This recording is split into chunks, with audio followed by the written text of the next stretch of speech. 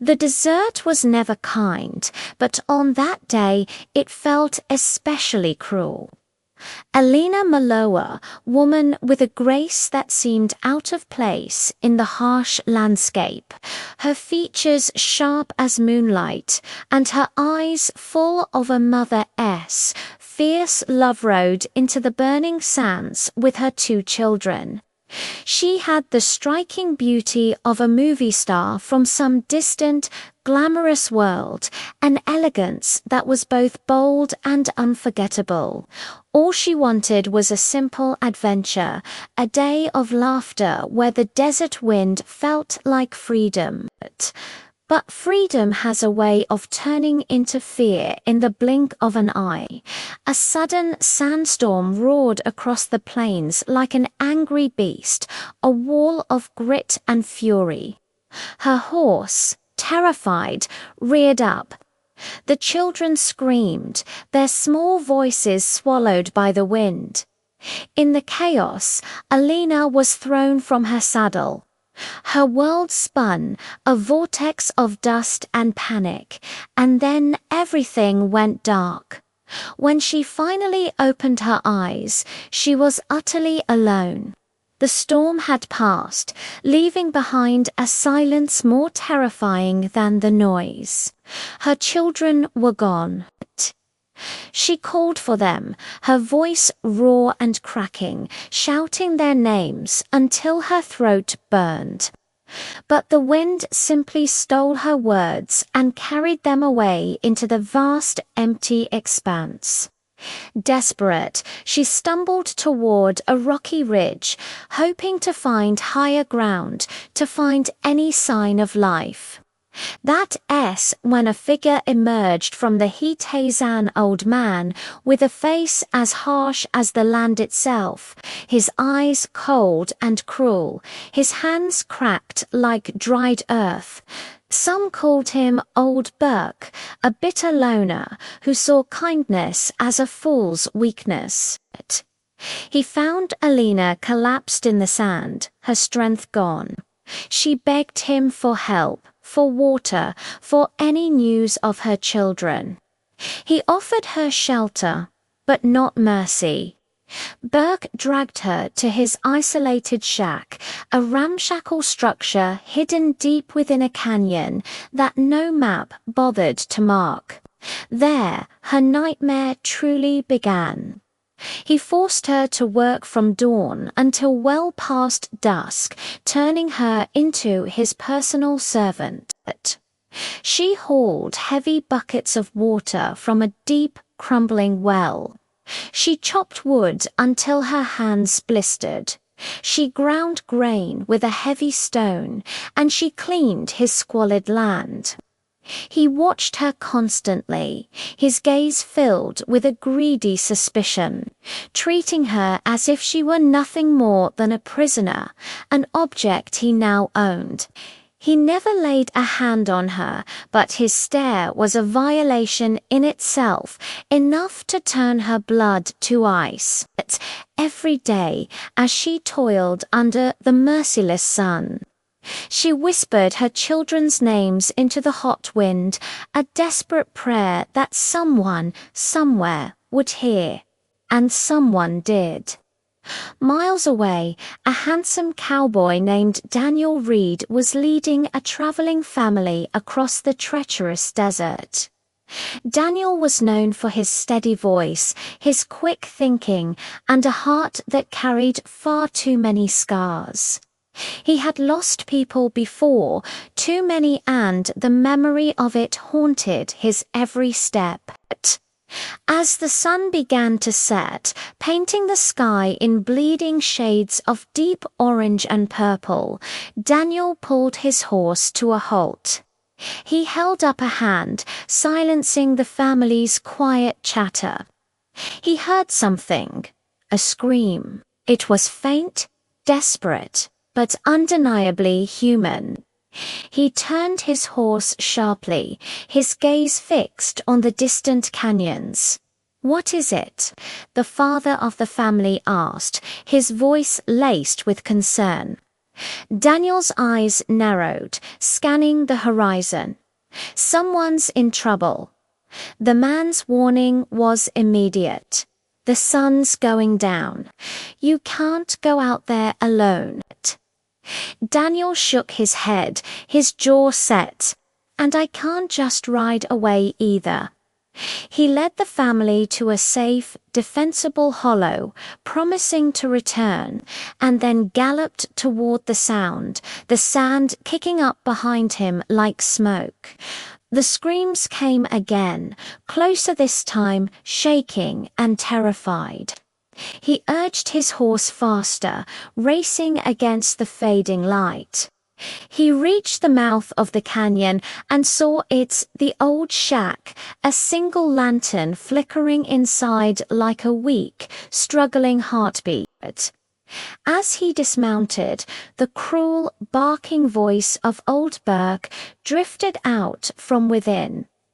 Daniel didn't hesitate. He didn't call out. He kicked the door clean off its rusted hinges.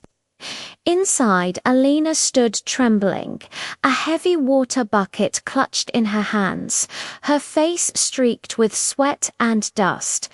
Her clothes were torn from her forced labor, her hair a tangled mess, but through the exhaustion and fear, she looked impossibly stronger woman, fighting with every ounce of her being to stay alive for her children. Burke spun around, his face contorting with rage. Who the hell? He didn't get to finish. Daniel's gun was already drawn, steady and aimed right at the old man's chest. That woman goes free, Daniel said, his voice low and dangerous. Burke let out a sneering laugh. She ain't going nowhere. She's mine to keep. No, Daniel growled, taking a step into the shack. She's yours to answer for.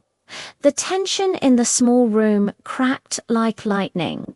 With a roar of fury, Burke lunged for a rifle propped against the wall. Daniel fired once. The shot wasn't meant to kill, but to disarm. The bullet slammed into the rifle, knocking it from the old man's grasp. It clattered across the wooden floor. Burke froze, his eyes wide with a fear he was used to inflicting, not feeling. Daniel moved quickly, grabbing Elena's arm, his touch surprisingly gentle. Come with me. You're safe now. She stared at him, her eyes wide, as if she were seeing hope for the first time in days. My children, she whispered, her voice hoarse. I lost them in the storm. I have to find them. But you will, Daniel promised, his gaze unwavering. I'll help you. They rode back out into the night, leaving old Burke shouting useless curses after them, a powerless old man alone in his prison of rock and sand. The search was long and agonizing. They rode for hours through moonlit dunes, calling out into the darkness, their voices swallowed by the immense silence of the desert. Just as the first light of dawn began to touch the horizon, they spotted the faint glow of a campfire. It was the small camp of the traveling family Daniel had protected earlier.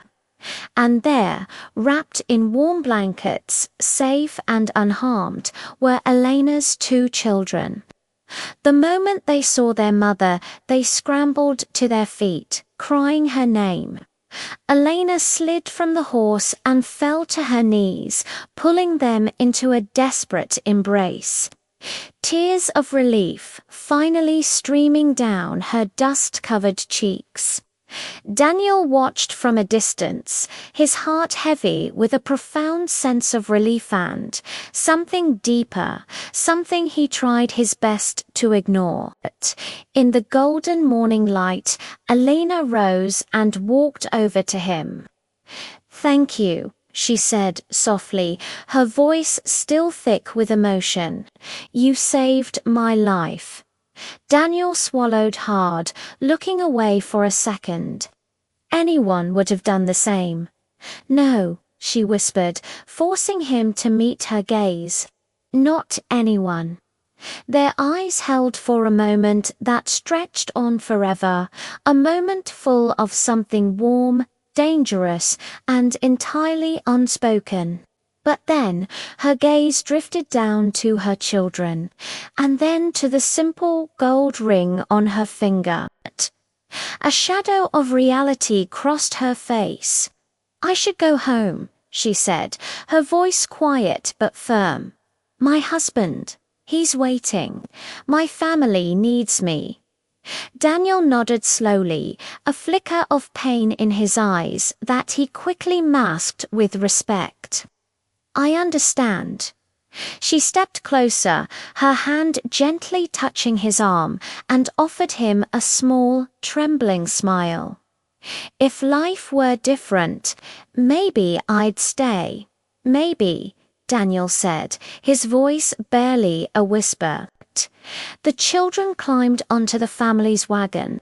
Alina took one last, long look at Daniel the cowboy, the stranger who had risked everything for her hand. Then she turned away. The wagon rolled off, a small shape moving steadily toward the rising sun. Daniel stood alone in the sand, the wind brushing past him like a quiet goodbye. He watched until the wagon was just a speck on the horizon. "We all lose something," he muttered to the empty desert. "But sometimes, helping someone else find theirs is enough." And with that, he mounted his horse and rode off, a solitary figure disappearing into the vast, endless landscape.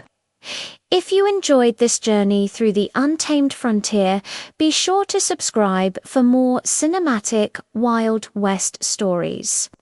Like the video, share your thoughts in the comments, and join us again for another tale from Wild Tales Storytelling. Thanks for watching.